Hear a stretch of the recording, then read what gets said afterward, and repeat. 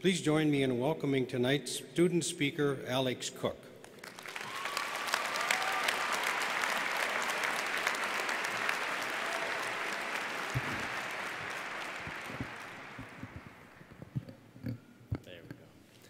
Thank you, Dean Crouch, for that kind introduction. Parents, family, and friends, on behalf of the class of 2014, thank you for being here. I named this speech Life's Conservation of Momentum to trick the administration into thinking that I was going to give a feel-good, metaphor-filled talk. Now that I'm up here, they can't stop me. And I can give you the real speech title. It's called Brainwashing the Class of 2014, A Conspiracy Unveiled. I am blowing the whistle. Over the last 4 or more years, all of the CSE graduates here have been brainwashed. The faculty, advisors, and administrators have been brainwashing us to believe that we can solve impossible problems. From the day we set foot on campus, freshman year, we have been given assignments and projects that look like they can't be done. There have been times that I checked to make sure that I was looking at the right assignment for the right class because I didn't understand any of the questions. At first, we freaked out. Some of us cried, some lost sleep, lost weight, gained weight, or a combination of these. This was phase 1 of the brainwashing, because every week we turned in physics and calc assignments that the week before had seemed impossible. Slowly, we started to get a little more comfortable. So the devious professors and administrators invented sophomore year classes like materials science and thermodynamics. Brainwashing phase 2. This was a dark time in many of our lives. The days and nights of working were long. Our time spent with the opposite sex was short. Unless you're a woman, then you were constantly surrounded. Our professors kept raising the bar to see how hard we could work and how far they could push us before we would give up. Many of our friends didn't make it. Getting a 0 after getting the right answer but showing the wrong work was too much and pushed many over the edge. By the end of sophomore year, though, something incredible happened. We expected to have no idea how to do our homework, and that became okay. We expected to get 10 wrong answers before we finally figured out the right one. We realized that even though we don't have any idea what the answer is right now, we will figure it out before that 11:59 Moodle submission deadline. Ladies and gentlemen, we have been brainwashed into looking at a problem, staying calm, and not giving up until it's solved. We all fell for it. We thought that we were learning integration by parts because we might have to use it one day.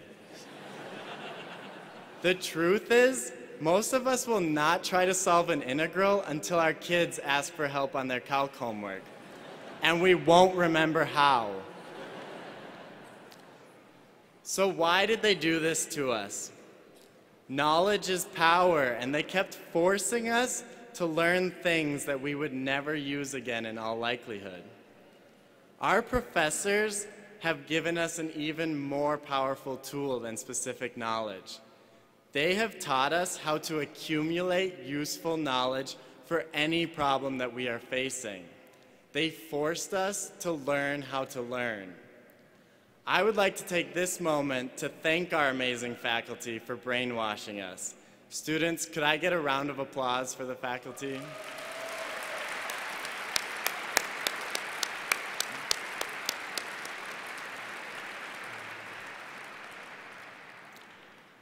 So here we are. Are we ready for the real world of science, math, and engineering? Our degree says our professors, advisors, and administrators in CSE think we are. My mechanical engineering friends don't know how to design a car. When I asked my electrical engineering friend why my speakers weren't working, he told me, "All I know is it appears to run on some form of electricity." As a computer science major, I don't know how to make a Facebook website, and I can't hack into any of your CSE Labs accounts. So why are we worthy of the degree that we're about to receive? It's because we could figure out how to do all of these things. We have spent at least 4 years doing assignments and projects that we have no idea how to complete when we get them. We turn those assignments in a week later, and that knowledge has become our own. If my mechanical engineering friend needed to design a car 4 years ago, he would have panicked and said it was impossible. Today, as a brainwashed CSE graduate, Joe would keep calm and start doing what it took to figure out how to succeed. Those of us here made it for a lot of different reasons. If you walk past the CSE computer labs in Keller, you can tell that the first time-saving step for many of us was to give up showering and deodorant. Another big factor is how hard we work. We didn't just work hard for busy weeks in the semester. We worked hard almost every single day. I survived because when I was freaking out about physics, calc, or materials science, you guys were too. I learned that misery in numbers can actually be kind of fun. I look back on the last 4 years, and it has been incredible because of my friends.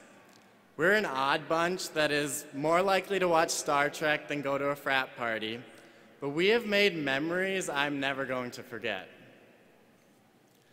Now, very few of us would be here today if it wasn't for our original brainwashers, our parents. My parents brainwashed me into believing that I could achieve anything I set my mind to. When I was freaking out during sophomore year, they calmed me down and convinced me that everything would be okay. They have supported me through every major life step, and I hope they will continue to do so. Students, if you could please stand up and try to face your parents. Stand up and try to face your parents. Please join me in giving our original brainwashers a big round of applause.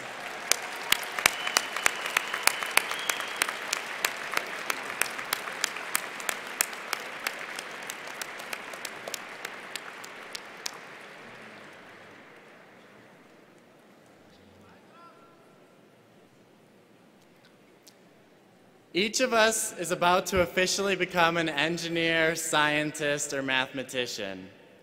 When we go to our first day of work and realize that we don't have any idea how to do our job, we will feel right at home. We will remember that we have been brainwashed into some of the best problem solvers in the world. We have learned how to learn. As we make our goals for the future and devise our dreams, remember the lessons that we have learned here at the University of Minnesota.